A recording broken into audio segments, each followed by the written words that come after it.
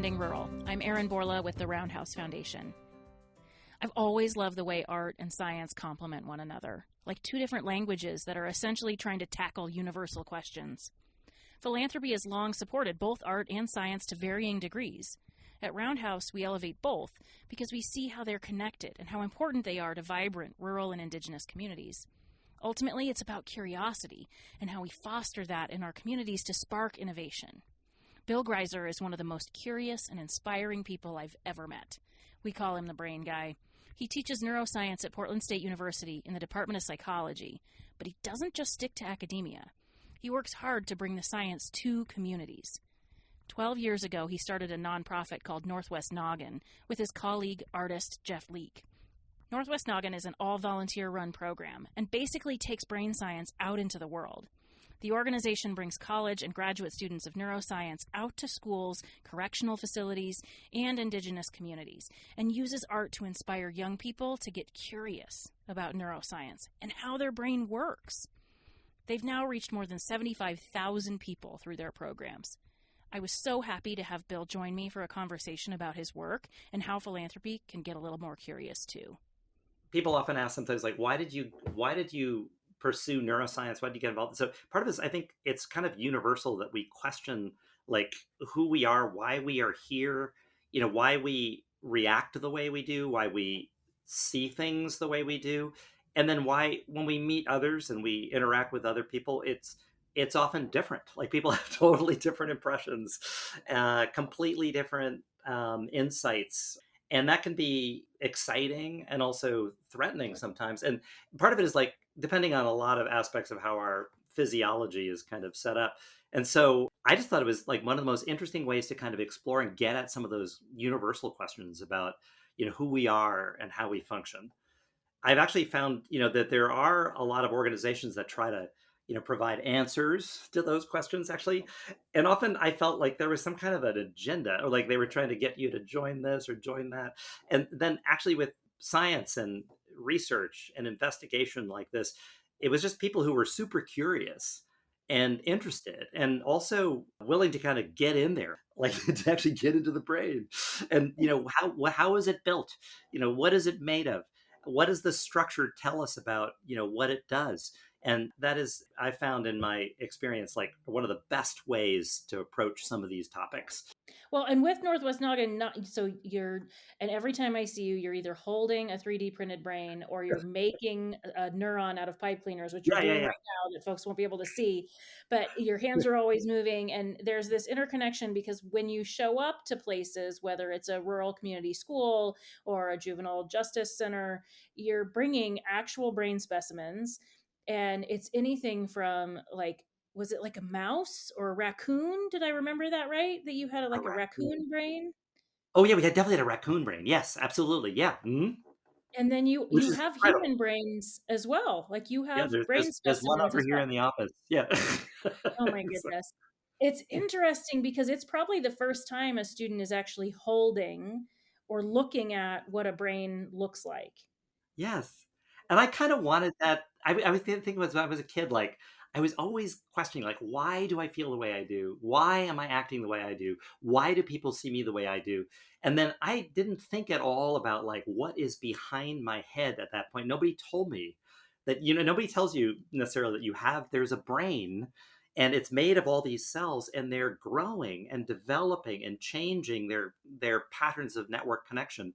And that literally that structure and sort of how information flows along those networks is all those thoughts and ideas and memories and also the fact that there is such tremendous potential for change, and how that they're not static. They are going to alter. And there are things that we can do, like go places, like challenge ourselves in new environments.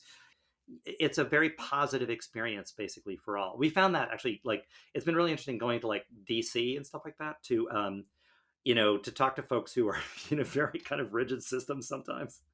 But then when there's all this art, they just completely open up and they say what they mean and they say what they participate. We all hear our stories and share them, and then people leave with a change in their understanding and like what they might predict about what might happen.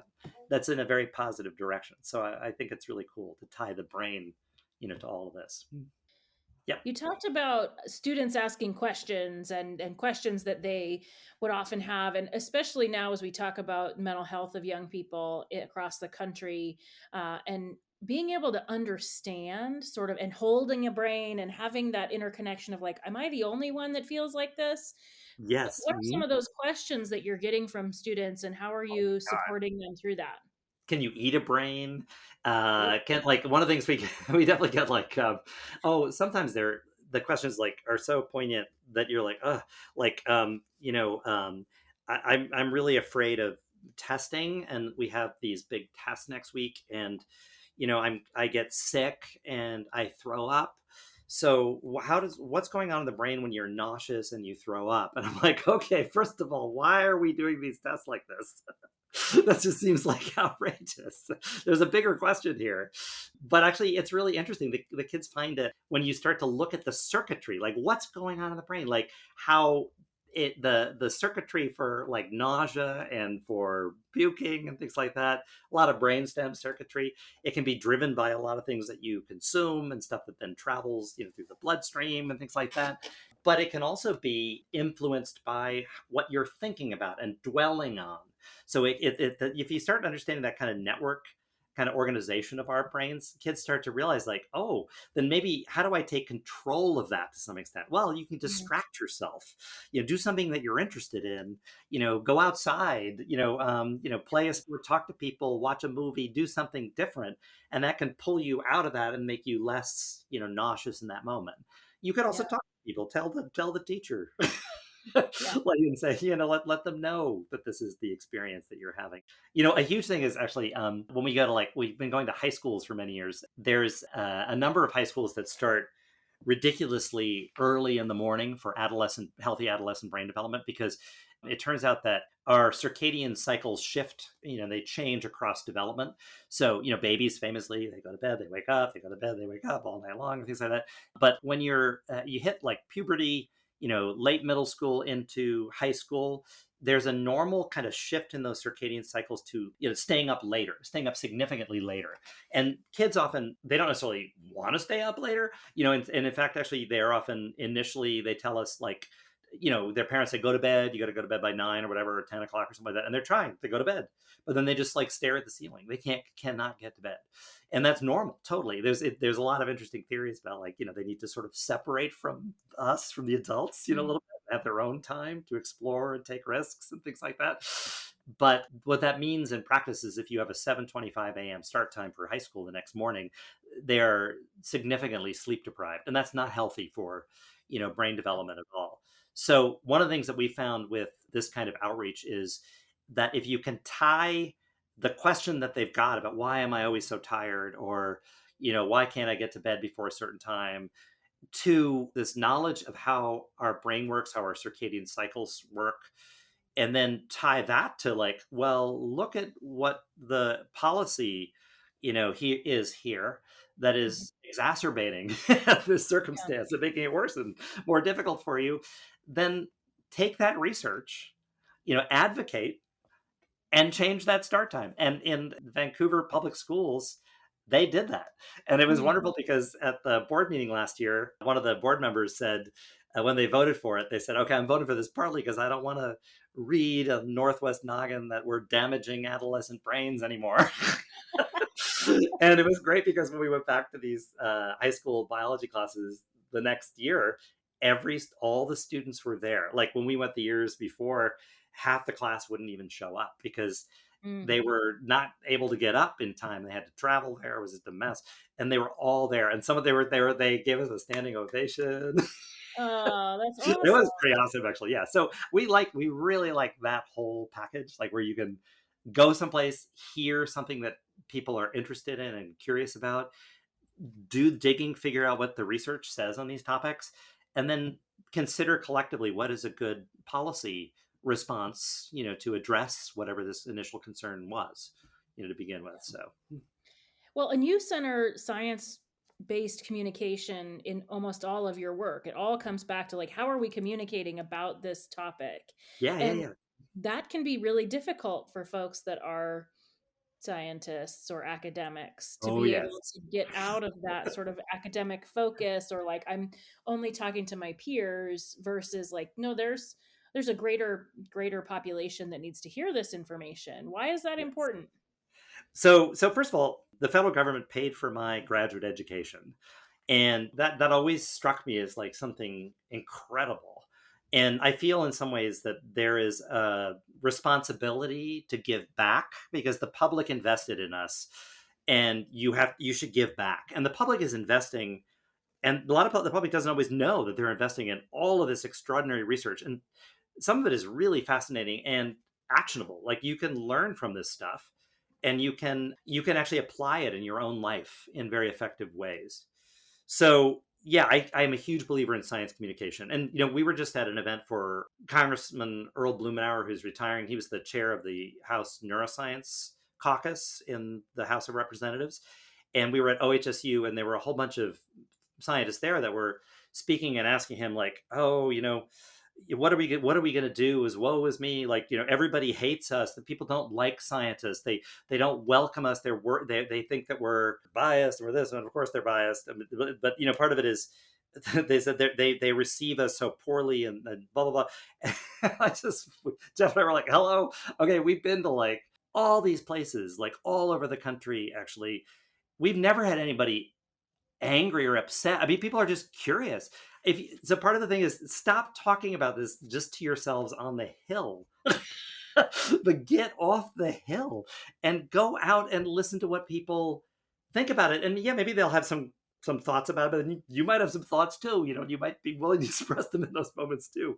So I mean, it's actually, you can have an actual conversation, all over the place about these topics. And I think we really should, because again, I think a huge part of it is like, if you see this work and you see these, like what we're learning about the brain and stuff like that, and how fascinating it is, again, it goes back to that idea that it addresses, like what we're doing through research often addresses some really universal questions that we all have, and that we're all kind of curious about. We have different stories or different ways of talking about kind of the same thing, and we can learn from each other, actually, very positively and powerfully, in settings that will, especially if they're art filled, that can open our brains to be a little more plastic and hear each other and form sort of community connections that match a little bit what's going on in our brains. So Yeah, listening to each other, right? Like being able to huge. get outside of your bubble and be able to listen to others. And this show is a lot about how philanthropy can support rural spaces, and Yeah. oftentimes we have that same conversation of like, how do you get out of who you normally talk to and go talk to somebody else? So how do you think philanthropy could play a role in maybe helping adjust or change that rhetoric, or that idea that nobody likes what we have to say, or we don't know how to do this, or what's another role that philanthropy can help serve in?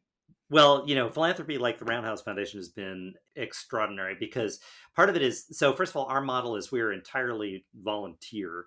So all we really need are relatively small investments to be able to do, I feel, pretty extraordinary things. Because we have such, so first of all, this is a model that enthuses students like you wouldn't believe. They just like absolutely want to go places, and they do want to bring what they're learning into public spaces, including rural spaces, including like indigenous, like Native American communities, including like public schools, including, Congress and things like that too. They want to go places. So basically, all we need really typically is like housing, transportation, and some food. Especially with undergraduates and graduate students, they need to eat. It's good for your brain.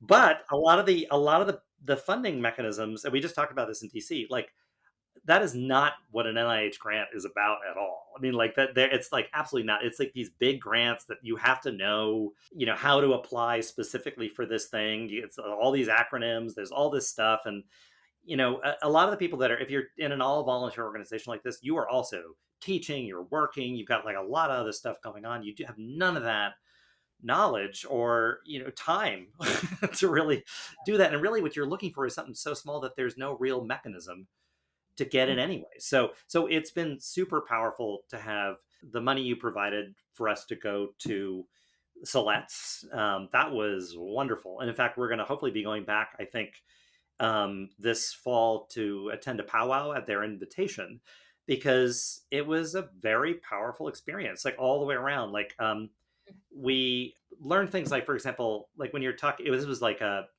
largely Native American school population, and there was the Siletz culture teacher, Teresa Smith, that we worked with. And we were in a class of high school students, and they were asking us questions like, so why do we call this part of the neuron the dendrites? Like, where did that name come from? And so it was really interesting. We said, well, actually, these were named by Europeans, right? And basically, they had been forced to study these languages, Latin and Greek, and dendrite is Greek for branch. And they just looked at this structure, and it looked like a branch to them, right? So they applied knowledge that they had already. So it may seem like it's a word that if you don't know Greek, you got to learn, oh, this other word that's not in your vocabulary. But for them, it was kind of part of their educational background and experience. So they were asking, like, well, why can't we name it like something out of the Dani language? And we said, why not? Absolutely. So we looked at it, and they wanted tree needles, which was quidi. And then my favorite, I forgot how to say it in the moment here, but it was the Dani word for long and skinny. It was tinch, because there was one of the kids who was like long and skinny. And he said, like, the axon, which is the wire-like component of a neuron, is long and skinny. I like that. He goes, but, it carries electricity, right? We said, yeah. He said, so why don't we call it long and skinny lightning? So it was like a longer phrase that we decided is a better phrase. It's a functional phrase. It actually gives you more information as opposed to just the axis, the line through the structure. So oftentimes bigger research institutions or universities are centered more in urban communities or more metro Yes. places. And oftentimes that's where our philanthropy communities are located as well. Yes. What challenges do you see that present from your perspective when it comes to serving communities that are not close to those urban centers? So again, it's again that sort of like isolation of the brain. Like, I mean, you're basically only getting, a certain kind of input, like, when you're in an urban community, and that's where all the funding is going. We find that a lot with like big grants for community engagement around neuroscience, like through the Dana Foundation, et cetera. They've often gone to like Harvard and Yale and Stanford and University of Chicago. Like, if you see the list of folks who get this, it's the usual suspects again. And it's somebody, because we just were really frustrated. There was a whole effort to try to diversify. They were supposed to reach underprivileged communities, the way they talk about it, which also annoys me, because we often talk about like challenging the overrepresentation of certain communities, actually, as opposed to like somehow these are the underprivileged. Because part of it is that people who are have different backgrounds and experience than you do have a lot to offer you. You are going to learn something new in that circumstance, and you're not going to just hear the same thing. That's the thing about conferences and scientists who primarily just talk to each other, as opposed to talking to the public or talking to different communities. There's a lot of actually assumptions and sort of cultural assumptions and biases that people bring to these conversations that don't get challenged in those kinds of environments. One of the things that I think is really fascinating is how a middle schooler can ask a grad student something about the research that they're trying to explain that will make the grad student stop and go like, wait a minute. So we use this term all the time. And, maybe I don't really fully understand that term, or maybe there are some assumptions that we're making using those terms that need to be challenged or questioned a bit more. Like, this middle schooler is like identifying some gaps here because, we have to explain it to an audience that's not just used to us using, the language that we always use, So yeah, so there's such benefit to broadening the investment in education, research, knowledge around the brain, et cetera, that'll benefit us all. Yeah. So, yeah, there's this really interesting theory by Eric Hoyle about the overfitted brain. So, it's called the overfitted brain hypothesis. So, part of it is when you stay in your comfortable environment and you are reinforced daily, if you're like this guy, I think often of like a faculty meeting, et cetera. And you're just going to conferences with other people who are the same and things like that, your brain gets kind of overfitted to that data set. And this is actually his idea comes out of actually a lot of AI work, because they found that when they tried to train these AI systems, on a specific data set, the AI would get kind of overfitted to just that data set. And when you introduce something new or different, it didn't really know how to handle it or deal with it.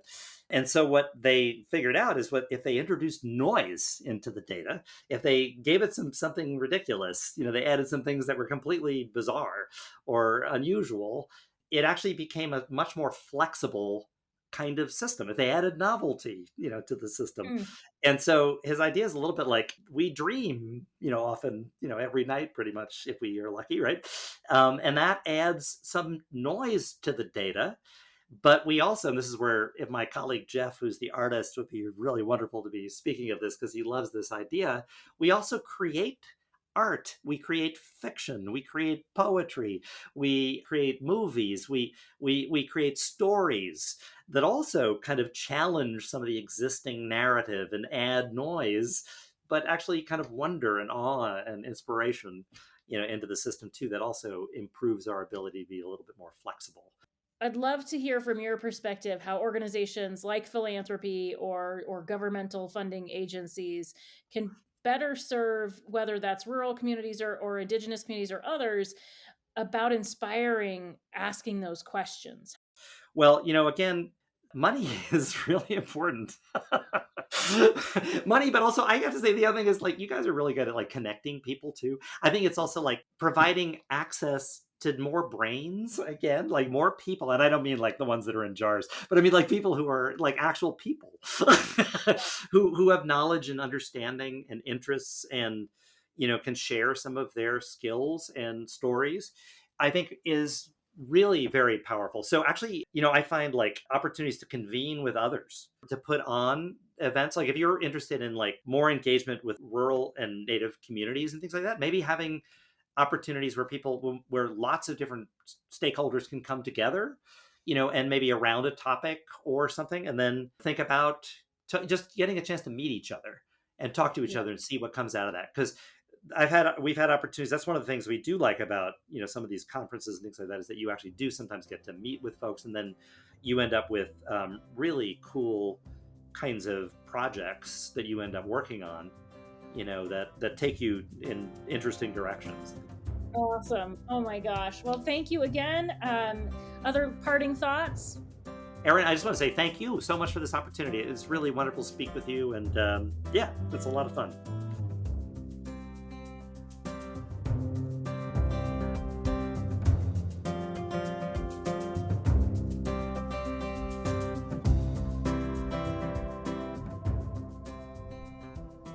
We all know that we're out of COVID and everybody's having these in-person convenings now. And so hearing Bill talk about how important it is to get people together is not something that haven't heard before, right? And so I think it's how do we structure those meetings where there's less structure and more casual opportunity? How do we get out of the way so that people can connect organically? Those hallway conversations, that's the main reason I travel to conferences, is to talk to people outside of the big sessions and hear what they're working on and hear how we can work together. How do we provide that as philanthropists for partners that we work with? I think that's the next goal, right? Is not just providing an opportunity to get to something, but giving them the tools to also learn how they can connect with folks when they're there. Northwest Noggin has brought young people to the table. And there's so many other organizations that are doing that, where there's an opportunity for the youth voice, that they want to be involved and they want to inspire change. So making sure that that's a critical piece of any time that we do convenings, that we bring younger people to the table And they're inspired and engaged and encouraged to not only connect with others, but learning how to network and how their story can make an impact. And the things that they hear, they can bring back to their community to then make change locally. Thanks so much for listening to Funding Rural. As always, head to fundingrural.com for show notes, transcripts, and more. And just a heads up, we're going to take a break for the election and the holidays. We'll be back with more episodes of Season 2 in the new year.